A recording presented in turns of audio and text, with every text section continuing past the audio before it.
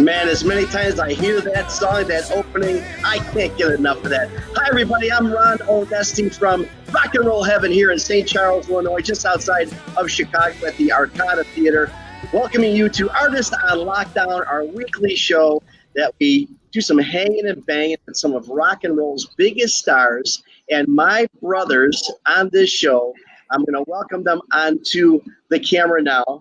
Vinny Appice, that's right, the drummer from Dio, from Black Sabbath, from Last in Line, and his older brother, now my older brother, the legend himself, Carmine Appice, from Vanilla Fudge, Jeff Beck, Rod Stewart, all these great, great fans.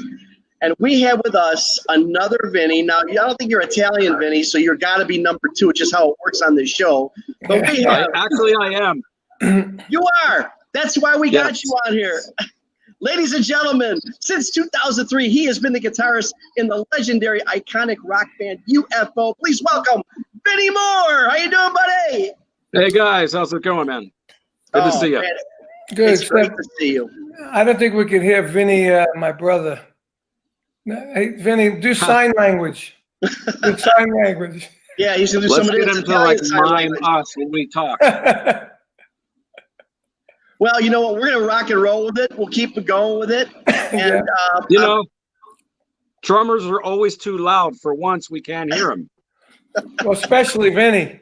Especially, he is the banger. He is definitely the banger. Yeah, So, I'm the hanger, he's the banger.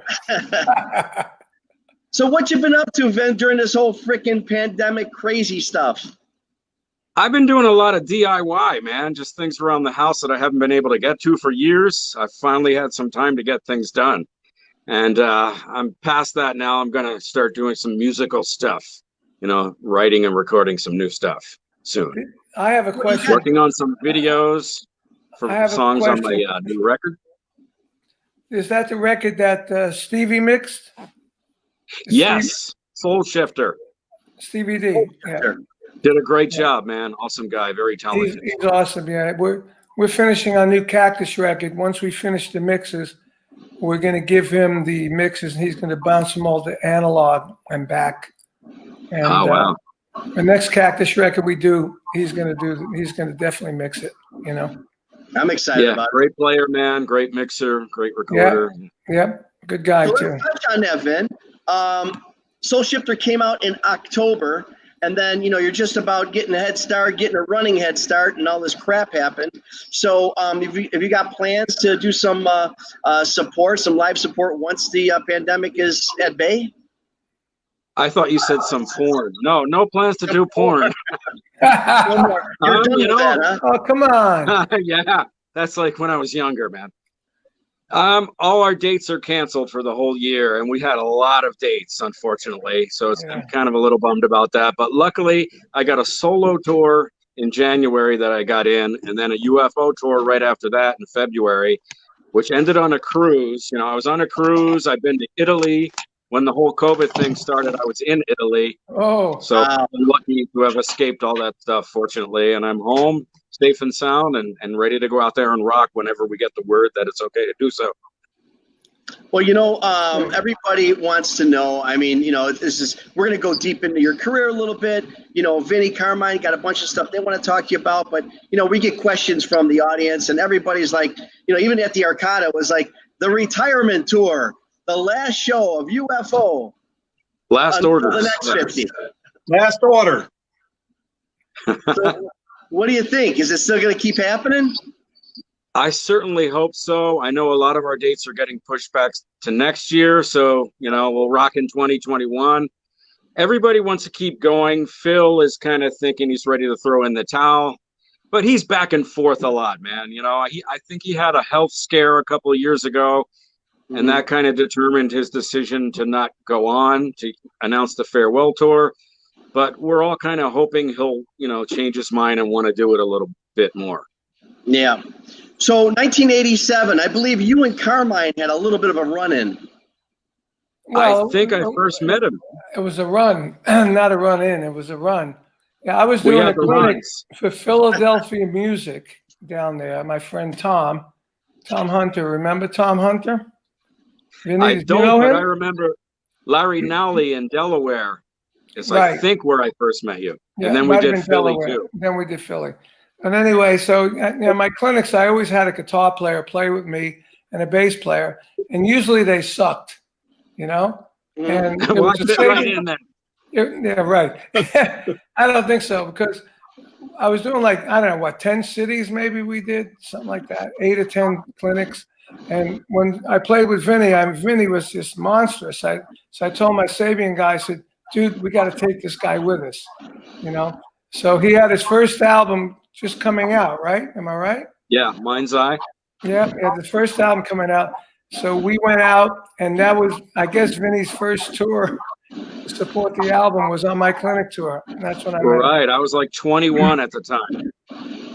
You know, it's something, we do this thing every week, and there's just nobody has not been, or I should say, there's nobody that Carmine is his professional life he's not touched. I mean, it's amazing. I mean, really, over the years. Everybody. Well, really. So hey, now, can you guys hear me? Yeah. Yes. Welcome. Hey, it's the fun. Vinny and I played together at the NAMM show for Tama and Ibanez. In 87. What year was that? Yeah, also 87. Same year.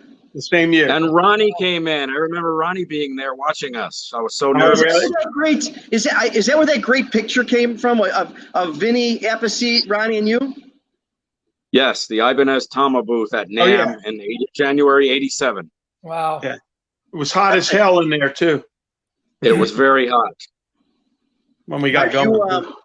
You a big Ronnie James fan growing up, Vinny?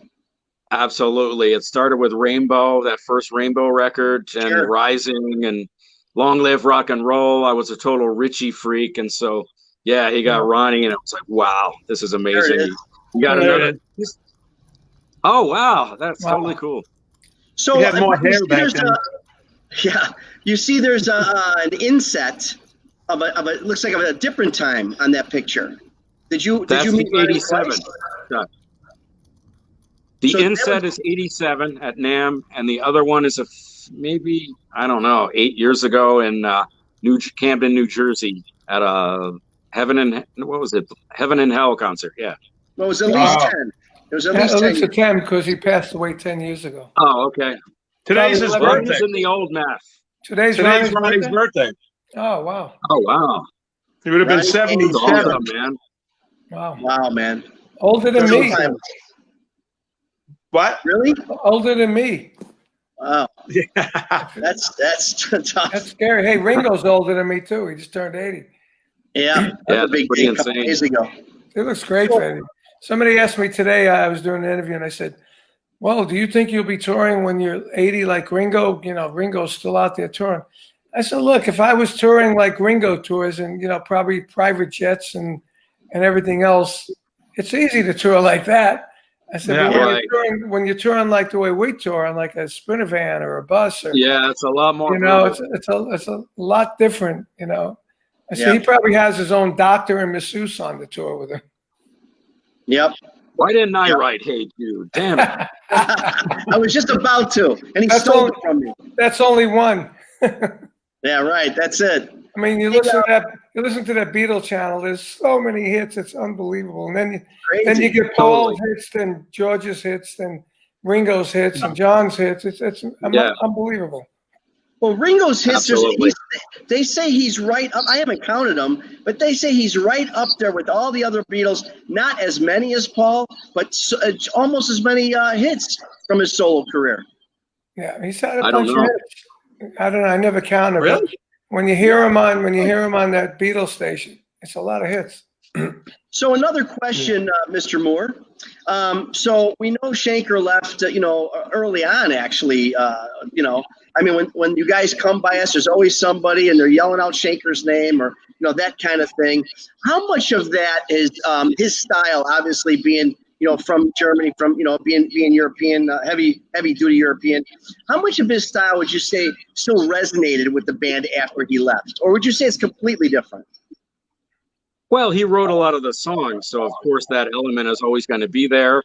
And also there's the fact that, he was one of my heroes growing up, so I've been influenced by him. So there's always going to be a little element of what he does there because of that fact. But, I try to touch on the things that are important to the songs that need to be there. And then I go off and do my own thing also when there's space to do that. Yeah, I played a lot of those songs too with Schenker when I toured him. Oh yeah, you did that with Elliot. I remember that. With Elliot, yeah, and Schenker, that's when I tore out my shoulder, my first rotator cuff. It was my left one, and I did one of these moves. And I went up for the right at the China symbol. You can't see it in there. Really high for the China symbol. I got such a pain. I pulled my arm down. I said, "Oh man, my solo's coming up." I couldn't even move my arm. It was stuck on my belly, basically. Oh man! So I was trying to get his attention. I'm going, Michael, and he's like, never moved from that position. Just looking down, playing. I did the worst drum solo of my career that night. Oh, I'm sure it was still pretty good, even with 3 limbs. Yeah, I tried. But so he's amazing. He's a great player, but like he's on stage, he's like in his own world.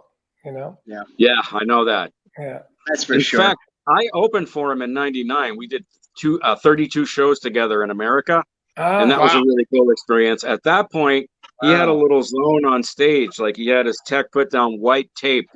The front line had to be like 8 or 10 feet in front of the amp, and then he had a little border, and nobody could go into his zone, and he didn't leave his zone. Wow, it was pretty crazy. He was social distancing. What was that? Vinny, you're breaking up. He was social distancing. All right. He was before his own time. Yeah, exactly. That's Did funny. you? Yeah. So you mentioned Elliot and another guy. I mean, we miss very much. I know you had that deal with Dean with the series. Yeah. How much were you a part of that development of that whole series? Series of what? Say again. The guitar series with Dean. Oh, well, I had my own signature model. So, yeah, I was very involved with that from the very beginning. Flew down to Tampa, went to the shop, and we started with a guitar that was, a Super Strat, which is kind of what I play. And we were like making modifications. They were taking it down to the wood shop and carving out the heel of the body. While you were the next line, I think definitely tweaking it, moving knobs around and whatnot.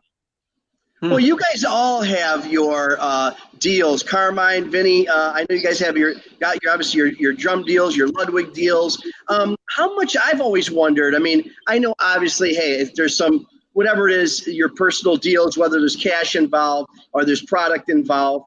But I would imagine that in this time, or when you're talking about your craft, it really is about the quality of the product and money second. I gotta believe that. Right. It is. Yeah. I mean, for me, it's always been like the product.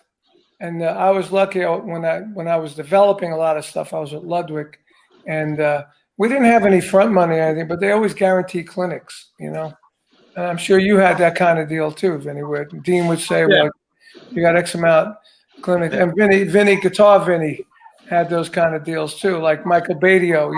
They say how many clinics are in the deal, but that started going away. That started going away lately when everything started going online.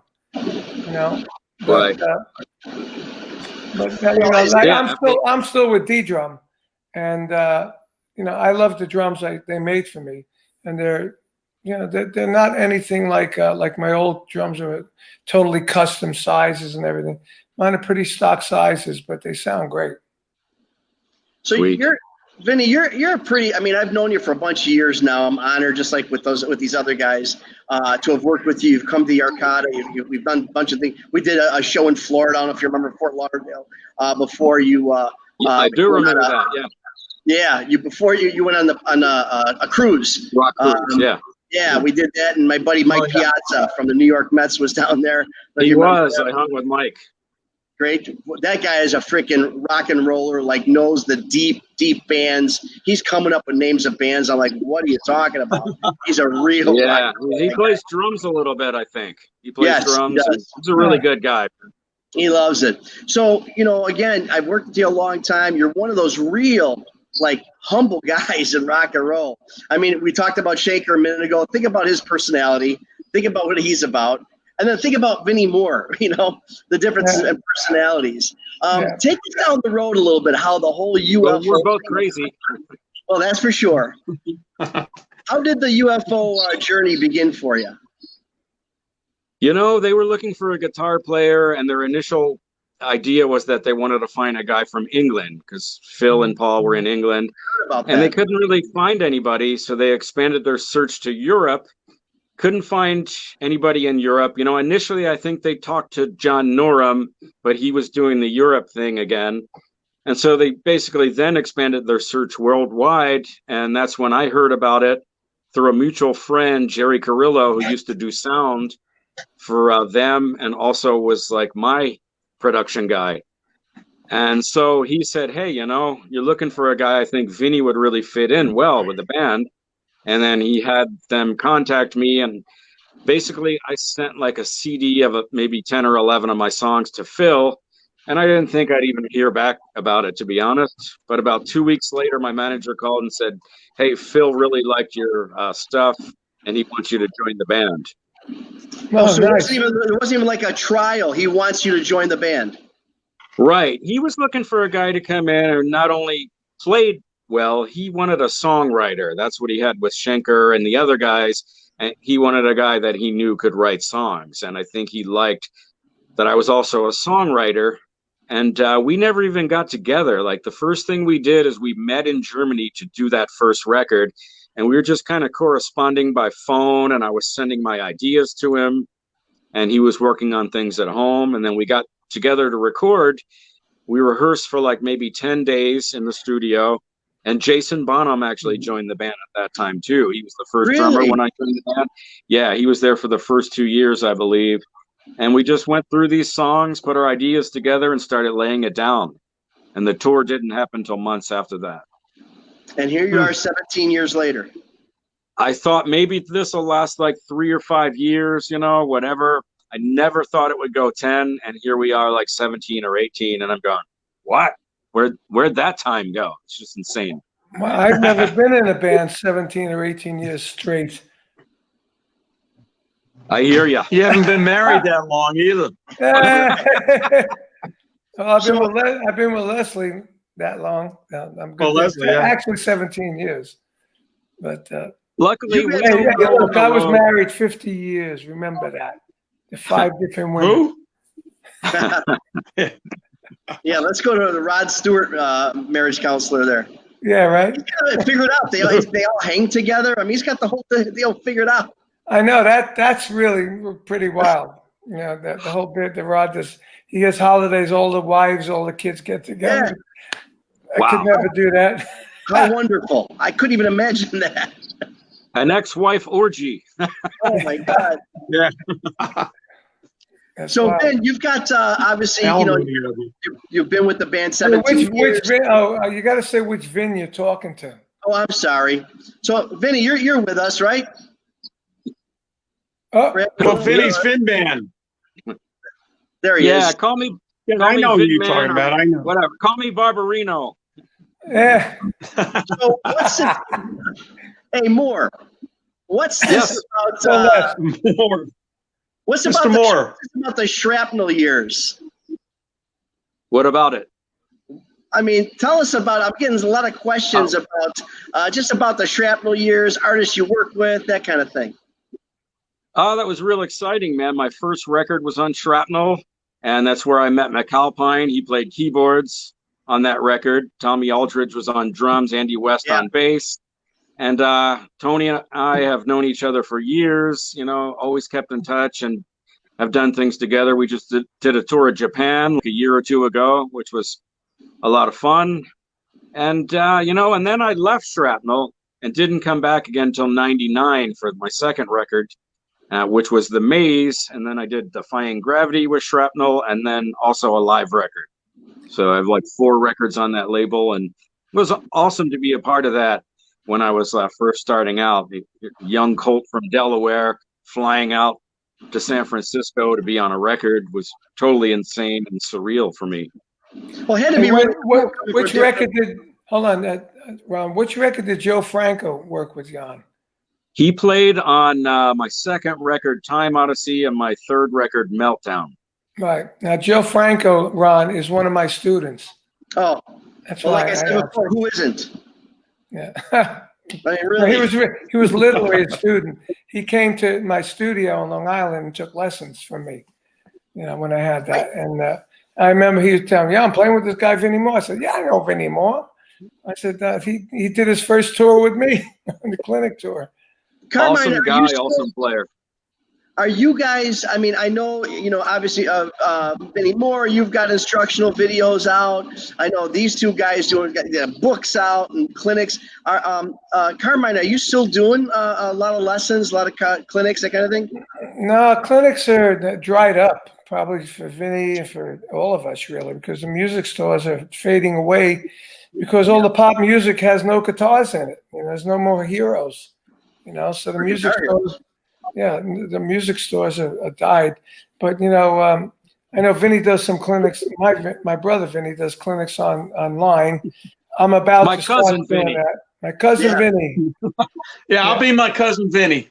Yeah, No, your brother Vinny. But I'm still selling books. The books are selling still. That's great. The DVDs don't sell that much anymore either because everything was ripped off. Yeah, I'm selling drugs now. Yeah, that's all. Exactly. So is there somebody, you know, you've been doing, obviously you play with a lot of different people, Vinnie Moore, like these guys have as well, of course. I see that, you know, you had some tremendous experience with Alice Cooper. Mm-hmm. And a little bit with Frampton. Was that anywhere near the, I mean, it had to be after obviously the 1976 multi-platinum album. Yeah, I was in like 6th grade then. So right, yeah, exactly. He was doing this guitar circus thing and having guest guitar players come up, and the night B.B. King was opening for him, and so I went on stage and played, and I thought I was just going to come up and jam with him, but it turns out the band wanted to learn 2 of my songs, and I'm like, what? Are you kidding me? They're going to learn my songs? So I went up and played with Frampton and his awesome band, and we did 2 of my songs, and then While My Guitar Gently Weeps, and it was really nerve-wracking at first, but I had to start the first song like unaccompanied, a little guitar thing, but it was a lot of fun, man. We had a blast. You know, my question to all 3 you guys, you know, you guys, as I touched on a second ago, you know, you guys spend your careers, you're in and out of other pros' lives. How often do you guys actually keep in touch? Like, oh, look at that. Frampton's guitar. Yeah. There it is. Nice. Wow. 2013. Signed by Peter. Wow. That's cool. That's cool, man. We're going to talk about that a little bit later. I got a question for you. But as I was saying, you guys, you know, again, you play for everybody. You play with everybody. You know, do you guys as a brotherhood actually keep in touch the way the rest of us semi-normal people do, or plain people? Do you text Jeff Beck? Do you you know, say hello to Ozzy, send him a Christmas card? I mean, do you guys keep in touch with your peers that way? Some of them. Well, Ozzy comes over for coffee a lot to my house. I bet. I wish I could text Jeff Beck. Danish. No. Beck is I one of my stay in heroes. touch I would call him Beck. right now if I had his number. Jeff and Rod. Carmine stays in touch with everybody. He's the man. He's the central networking. I do. Man. The Godfather. I'm the Godfather. I'm the last man standing from my era. Yeah. Yes. Yeah. Do you keep in touch with Rod and Jeff Beck and those guys? Well, I try and keep in touch with Jeff Beck, but he never answers his email. He was never good on phones or email. I did lately get a bunch of emails from Rod Stewart when I told him I was moving down here to Florida because he has a place down here. He comes here in the winter. So he said, well, when I'm down there and you're down there, we must get together. And I talked to him on email a few times. And I was lucky. I think I mentioned he invited me to his 70th birthday party, which I didn't expect. And when we got there was maybe 50, 60 people there. And he said, everyone here I consider really close family and friends. I said, oh, nice. So, that's about it. But Jeff Beck, I haven't talked to him in a while. I pissed him off the other day. Really? With a headline in an interview, which, because when I was on the Blow by Blow record originally, and I ended up not being on it. And, I was thinking of suing him because I never got paid a dime back in the day, in 1975 I'm talking about. And then I thought not to. I said, forget it. My manager said, why don't you sue him? Let's get some money out. I said, forget it. I don't want to do that. I'd rather have Jeff as a friend. So I never did it. But the interview said Carmine Appice was going to sue Jeff Beck. Right? So that ended up it was in ultimateguitar.com, Vinny. So, all you guitar players read that shit. Right? So he read it and he got pissed off, and we're trying to work out a new deal for BBA Live record 1974 live at the London Rainbow, which is already mixed with Jeff's engineer. And, his manager's working on a big deal for it. And that could have blown the whole deal. Oh, man. Don't worry. I'll talk to him. I'll calm him down. So I sent him a letter and, through the manager and told him, hey, look, dude, that's just a headline that we put up there just so people would read it. I said, I didn't sue you. I didn't sue you. I said, I'd rather have you as a friend than an enemy. So anyway, supposedly he's okay now. So very good. We talked a little bit earlier. And I hope you don't see this. Yeah, I know. You'll never he might win. Sue you. You'll never win, Jeff, Carmine. if you see this, I never plan to. All right. I love you, Jeff. Yeah, we all love Jeff. Yeah, he's the best. No, he's another legendary guy, man. I tell you, one of my favorite, Jeff Beck, there's 1,000 Jeff Beck stories. We all got them. But I got to say, one of my favorite things I ever saw Jeff Beck do personally was when he was on the Kennedy Center Honors with Beth Hart. I don't know if you ever saw this. If you didn't see it, it's I'd Rather Go Blind. He opens it up with these licks, and then Beth Hart comes in with this amazing vocal. It was an incredible performance. Yeah.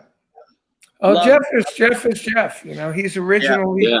Even Clapton and Page, they love Jeff because Jeff never settled. He just he's one of a kind, man. One of a kind.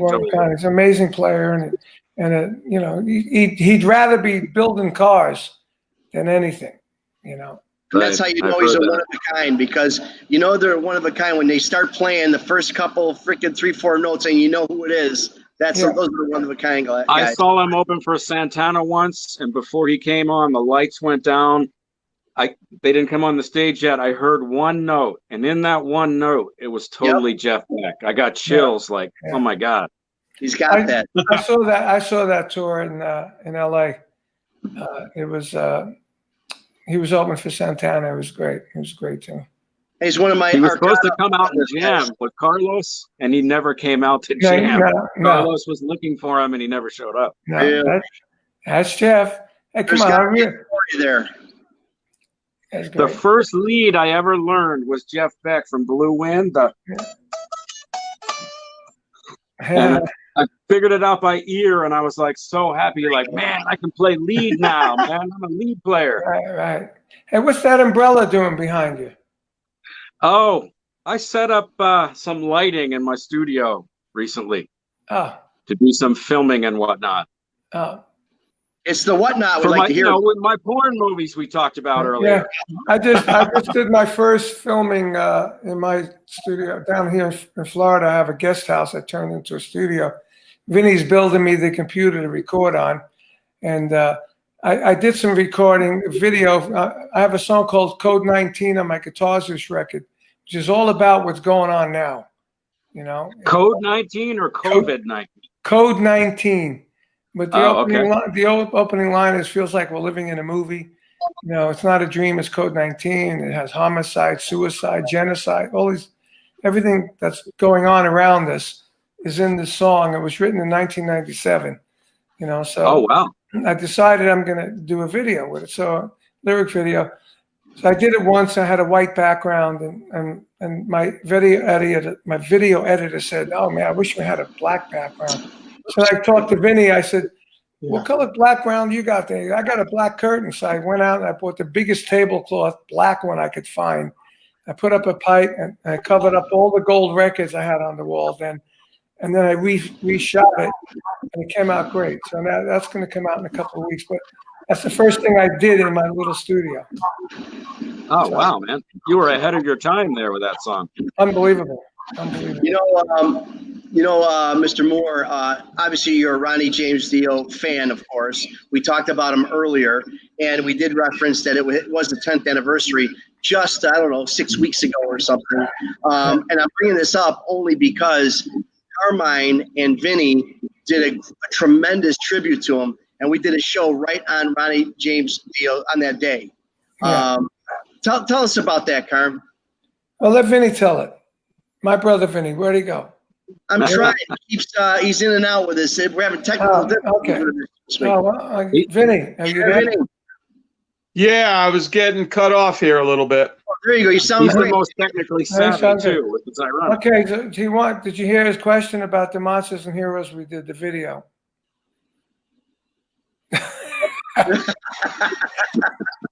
You know, something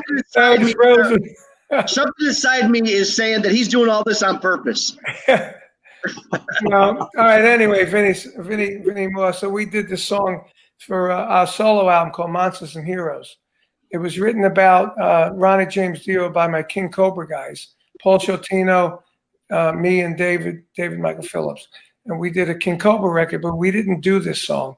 And then when I got the rights back, so I gave it to Wendy Dio to use for her Dio tribute charity. So when I got the rights back, we were doing our album, me and Vinny. I said, Vin, this would be a great record for us to do. So the lyrics are like monsters and heroes, dragons, rainbows in the dark, stuff like that. Great lyrics, So really Vinny liked it. So we put Vinny on the track. So it was the two of us and the three guys from King Cobra on this track on our solo album. So we did that. So then a couple of months ago when it was his birthday coming up, his 10th anniversary of his death, Vinny called up and said, hey, why don't we do a tribute to Ronnie and we can do that song. And we'll do like what everybody's doing, like these lockdown videos. So we did it. Mm-hmm. And it came out fucking great. Yeah. Vinny, do you see that part of the Last in Line concerts, or are we able to see the song or hear the song on tour anywhere? Not that song, no. No, we do that song when we play, when me and Vinny play together. Yeah, we do it when we play. Okay, as long as it's out there, because it deserves to be out there. It's a tremendous tribute. Yeah, I actually played it the other day at one of the clinics online because I have a version without the drums, and I played it for everybody because I really worked on the sound on these clinics. It sounds really good. My drums and got the levels right, so it worked really well. Well, as a fan, I hope Vinnie Moore gets to hear it, and we all get to hear it again because I'm telling you, it really is such a heartwarming tribute. But it's not just a tribute. You can tell it's a tribute from guys who knew him. You can feel it, and that's the thing. Paul Shotino was managed by him, so he wrote the lyrics. The opening line, the sing-a-song singer, you're the man on the mountain who wrote the songs we all love. That was the opening line, great. I'll look for it, man. Check it out. Yeah, Monsters and Heroes.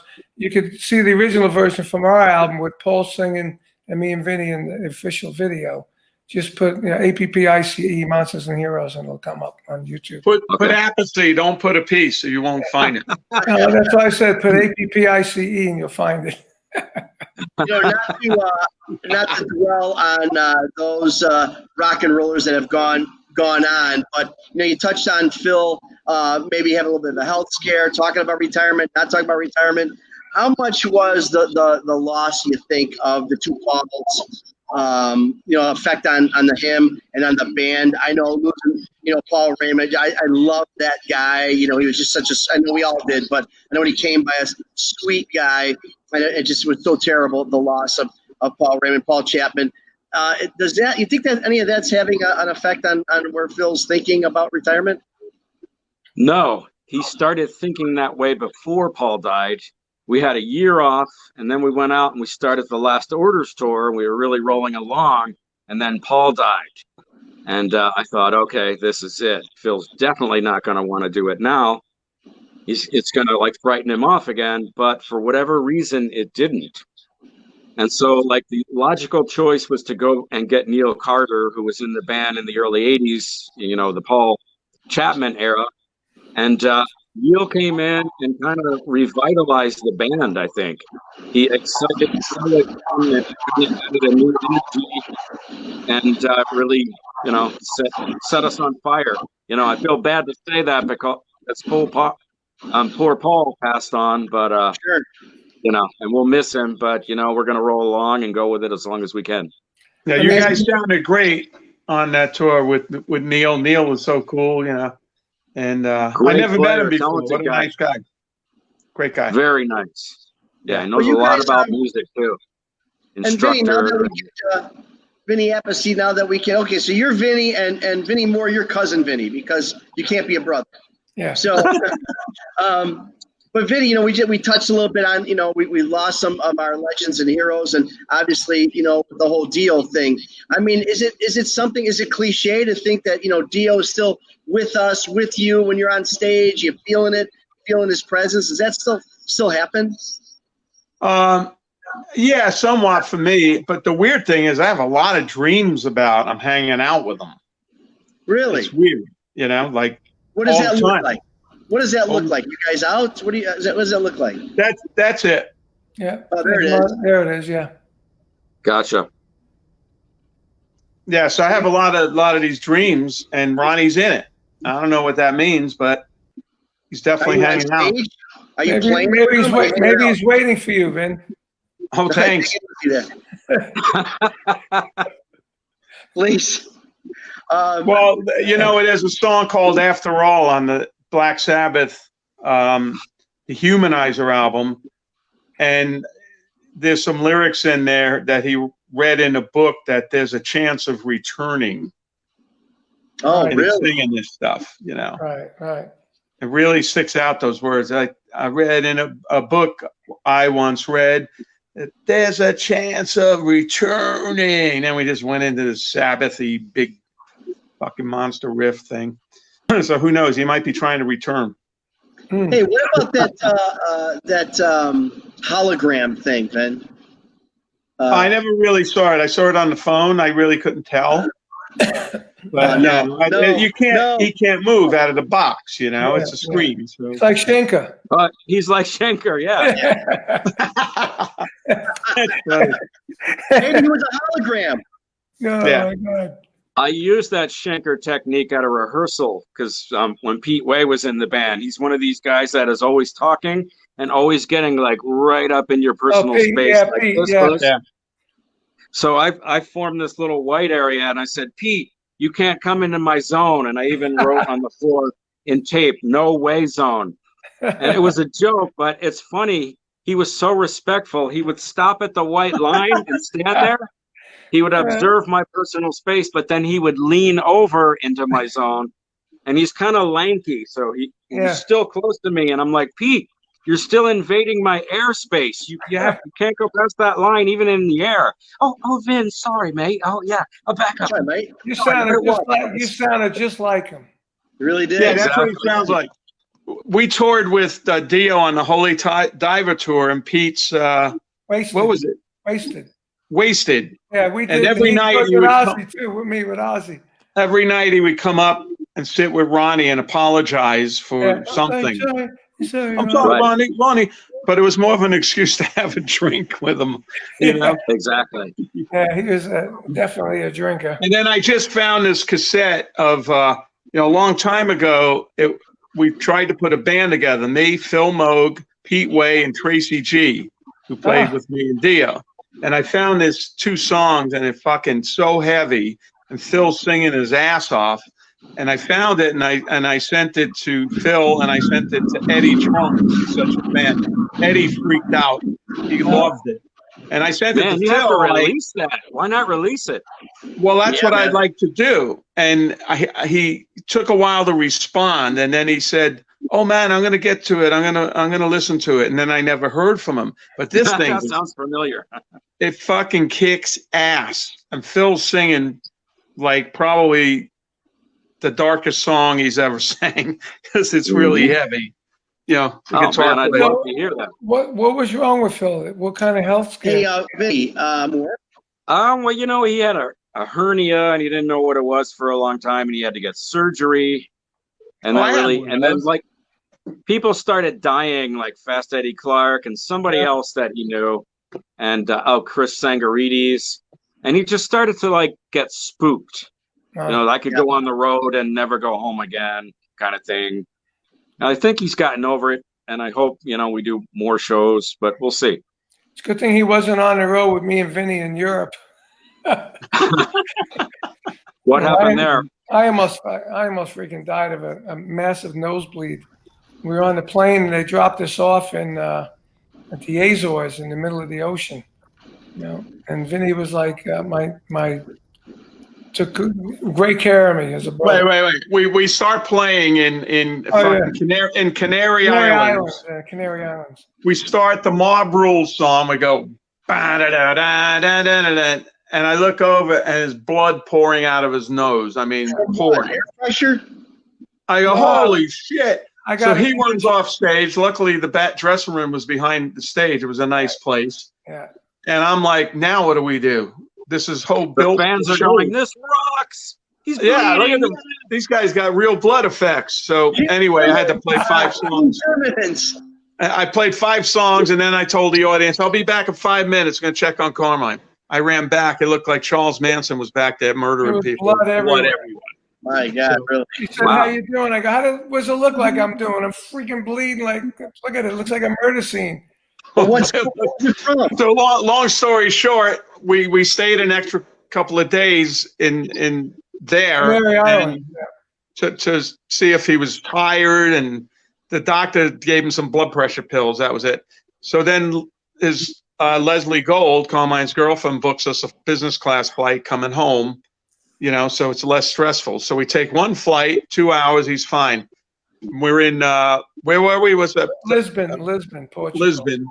Then we hop on the big plane, wide body plane, business class. 2 hours in the flight. I'm enjoying the nice business class thing. Me too. I look over. He touches me. I look over. Blood's pouring out of his nose on the plane.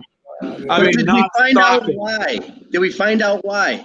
Yeah, well, save it for the show, man. Yeah, I found out why even now. So I had another episode in March. So the way we got out of that one, I mean, it was just pouring, wouldn't stop.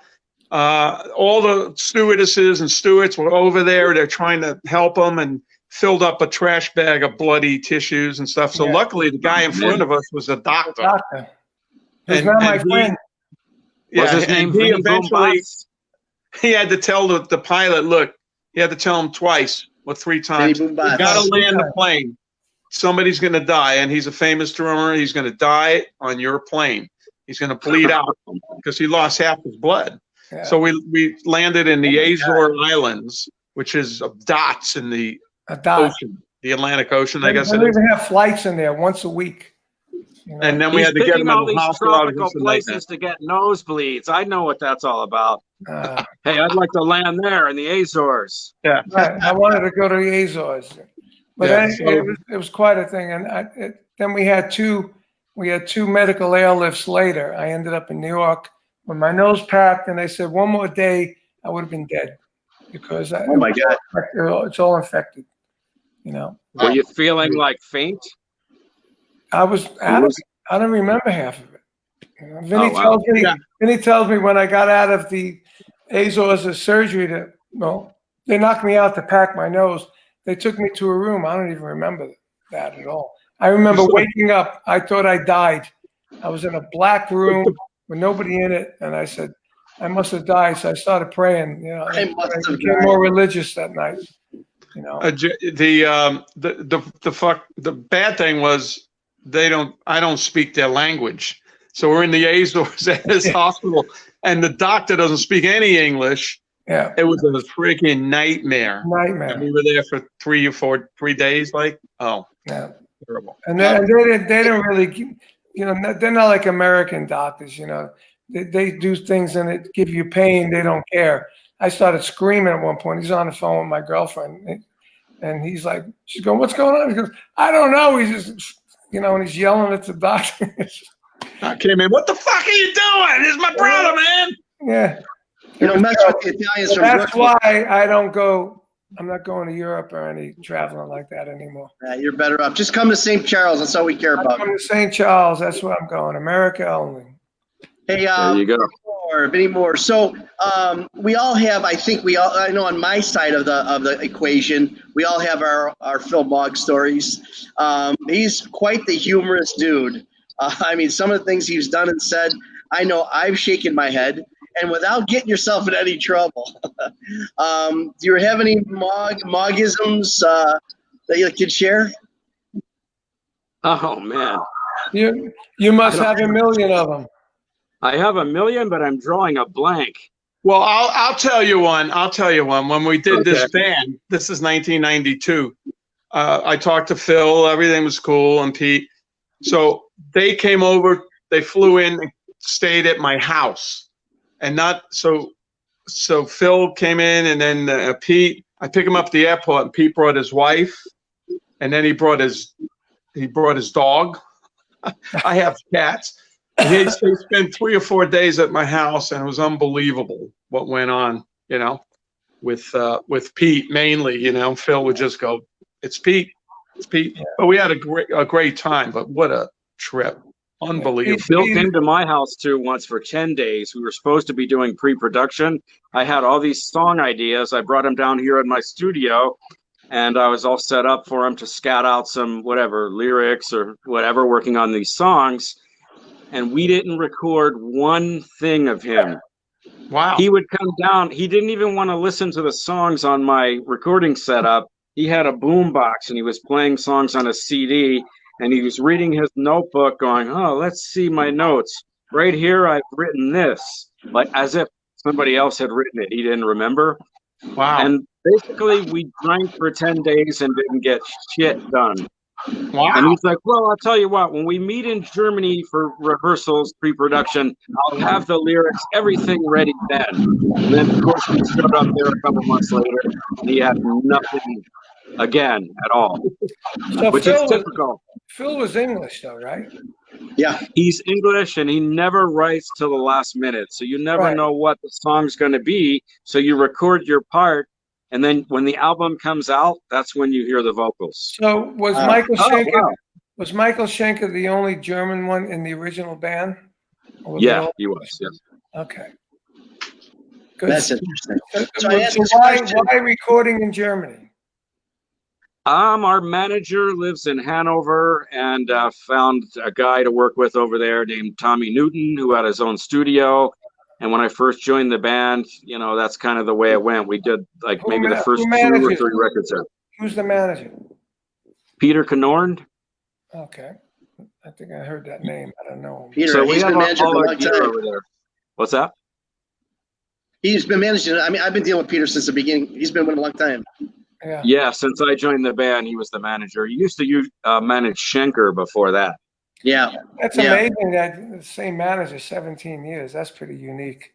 Yeah. Yeah. Especially these days. But I think one of the biggest things one of the best things that's come out of this, it's just, you know, with all, again, on my side of the world, we're being told, you know, UFO retiring, has retired, is going to retire.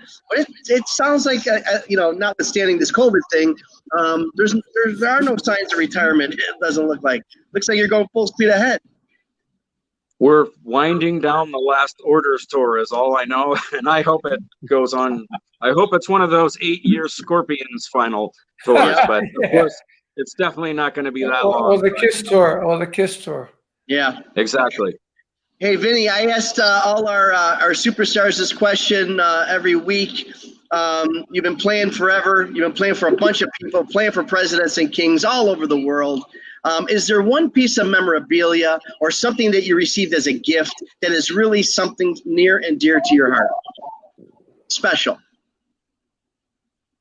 Me or the other Vinny? No, you. I did this already. We did this already. Oh, memorabilia. Yeah. Man, not really. Besides your Frampton poster. Yeah, I guess that would be it. That's I it? tend to not That's keep it? things. Wow. Really? Maybe there's That's something I'm not thinking of. You know, Vinny, my brother Vinny had a drumstick from John Bottom. I had a letter from Fred Astaire. You know. Oh, wow. So what did you have? Anything like that? You had to have something. Man, nobody gave me anything. Okay, Ron, we got to get something to Vinny. We got to get. You know what? I think he needs a drum head signed by just because my best piece of memorabilia. Oh, there it is. There it is. There's Here's the John Bottom. Can you read it? No. Oh yeah, you can read it. Yeah, there it is. Unfortunately, my letter from Fred Astaire's in the guest house. That's it. I'd have a long walk. We're gonna I got a get you T-shirt drum from head the signed by Arcata once. What? Did I you got get a T-shirt from the Arcata once. Yes. Did you get any meatballs? Well, yeah, that we all have one of those, and that's the most sacred. So Thank And you. I've had the meatballs along several with times. the meatballs, along with that the and Ron's meatball recipe. Yeah. Oh, I can think of something. Yes. I thought of something. Yes. I opened for Rush in 1991, and at Wow. the end of the tour, they left me a bottle of Dom Perignon and signed it, and I still have that. All So right. that's There probably- you Yeah, go. that's cool. That's a good one. Yeah. Cool. When you say you open for him as what? Vinny Vinnie Moore. Moore solo band. tour? I had a record out called Meltdown back in '91, and I was touring with JD from Black Label Society on I know bass and Brian JD. Tishy on Yeah, JD. Yeah. great player, great guy. Yeah, He is. Yeah. Great dude. Brian So Tishy who's- played who is- drums, and we got to open for Rush. Who played Who's drums? somebody that you would have liked to have played with, Vinny? Wait. Yeah. Who? Brian Tishy played drums, and Oh, okay. Brian Tishy. Yeah. Brian's awesome. yeah, I love yeah, he's a great player. Oh, we got to get Brian on the show. Brian's fun. Yes, that's a good absolutely. idea. Great personality. Yeah, he is. You know what's funny? Like Rush had this big production, like 10 tour buses and all these semis, and we were out in a minivan, this little Yeah. white Dodge Caravan. That's what I was So talking we drive up to these arenas in this little minivan and pull right into the venue, you know, hockey arenas, right up to the dressing room door. It was hilarious. Yeah. You could probably pull into the dressing room. Yeah. Almost. We did that one time with Jeff Beck when we played Philadelphia at the Spectrum. Right. We drove down. That's me and my Tim home had, venue. I know. Me and Tim Bogut had matching Panteras. I had a red one. He had a white one. So we drove down New Jersey Turnpike. Jeff Beck drove with me. The tour manager drove with Tim. And when we got to the venue, they opened that back thing. Oh, there's the There it is.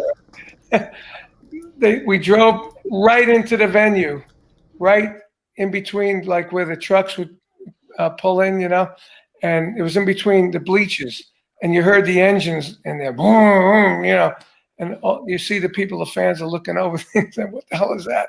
And then 4 of us get out, and me and Tim go right on the stage with Jeff and go play. It's hilarious. That's pretty insane. Yeah, That was my home venue as a kid, man. The Spectrum in Philly. Yeah. Philly. I was so sad they tore it down. I went to all my concerts there, and I played luckily there got to many play times. there 3 times. Yeah, I played there with Rod Stewart. We did 5 nights there with Rod. And my first time playing the Spectrum was Vanilla Fudge, headlining a whole bunch of people with Big Brother and Grateful Dead and all this stuff in the Spectrum. Yeah, it was a We great. played there 6 nights. Yeah, over 6 years. Six Yeah, right. 6.5 nights. Underwater. I've been there more than 6 times, Yeah. but seeing other people. Yeah, He's I been saw there. Jeff Beck and Stevie Ray Vaughan there. It was really cool. Nice. That's an amazing show, and you know what? That's how I found when I deal with you celebrities and you rock stars. I've found that the best ones, you know, the ones who have the most the talent, the variety of talent, are the ones who are really fans of the music, true true fans, not just into themselves, but into other people, other performers. That seems like that's you guys all the way. That's for sure. Yeah. Who is Absolutely. somebody that you would buy a ticket besides the two guys that you're on this TV show with? Who is somebody that you would buy a ticket to, Vinnie Moore? To go see? Yes, today. I bought tickets last summer to see Carlos Santana. That was an amazing show with the Doobie Brothers opening. I would buy tickets for Jeff Beck, Paul McCartney, tons of people. Yeah. Hey, Vinny, Carm, does it look like do you keep in touch? I know I asked this earlier, but as it pertains to like Beck going out on tour and that stuff, do you get inside tracks and that kind of thing if Jeff's going out? No, I would hear that he's going out, and then I'd always have like a cell phone of his or a tour manager's cell phone. But then now he's changed management so many times that, Yeah. I don't know who to get in touch with for that anymore, And how about you, Vinny Vin? How about you with Ozzy? Do you have anything like, for example, how his health is these days? Do you have like an inside track on what's going on with him? I have no idea. No. Oh, is he with us? But I did find a Yeah, that box. surprises me. Being that we're home all the time, I clean my closet. I found a box of Ozzy Christmas cards that they sent for the last, not the last, but about 3 years worth of all different cards, of really custom cards with the Osbournes and stuff. I went, I forgot about this. Really cool stuff in there. And I just Ozzy. found one of those too. When we unpacked it, I had the Richie Sambora card. Wow. It's really something for me personally. I mean, I'm a fan, and I get to be on this kind of a show. You're talking Vanilla Fudge. We're talking, Dio. We're talking Black Sabbath, UFO. I mean, who's the freaking luckiest guy? That's me. Vinnie Moore, thank you for joining us on Artists on Lockdown this week. Thanks, man. Thanks for having me. It's so nice to keep Great in to touch be here. with you. I'm glad you did it, man. That's fun. Yeah. Thanks, man. See you. You haven't Great changed talking to you much. guys. Haven't Hope we can seen do some you. work together soon. Yeah, we haven't Yeah. seen you in a while, and you still look the same. I'm trying. Time is the enemy. Hey, Vinny, if I got to mention Well, that band all I the did best with to all Phil. you guys. Wait a minute, the band I did with Phil, it was me and Tracy G from Dio. And with Phil, we called it UFDO. Well, that's pretty funny. What That's was a great name. UFDO. Totally. I didn't get it right away. Yeah, you have- perfect. that's Let's great. do that show again. Perfect name for that, Wow, that was a good. Too bad that didn't happen. That's a great idea. Yeah. I'm going to Cool text idea. him tomorrow and get those tracks. I want to hear it. Heck yeah, man, you have to. Hey, I want to thank Ben Wheeler and Stephanie over here for putting this all together for us. Of course, Yep. Steve Love Production putting this all on the road for us. And Vinnie Moore, once again, thanks for being part of our brotherhood. Yeah, here. Benny. Thanks, man. Thank you. Next week, we're moving to Thursday, 7 o'clock with Nico McBrain from Iron Maiden. Iron sweet. Maiden. I mean, come on. How Okay. lucky am I? Awesome Thank guy. you all out there. Everybody, please like, share, tell everybody about Artists on Lockdown. We got so many more episodes coming up with the legends of rock and roll like Vinny Appice, Uh-oh. Ron Carmine Onesti. Appice, and our special guest tonight, Mr. Vinny Moore. All the best, you Thanks, guys. guys. Hey, man, Appreciate take care, it. bro. Bye. Bye-bye. All right, man. Take care, guys. Bye. Bye-bye. Bye. Bye, guys. See ya. See ya.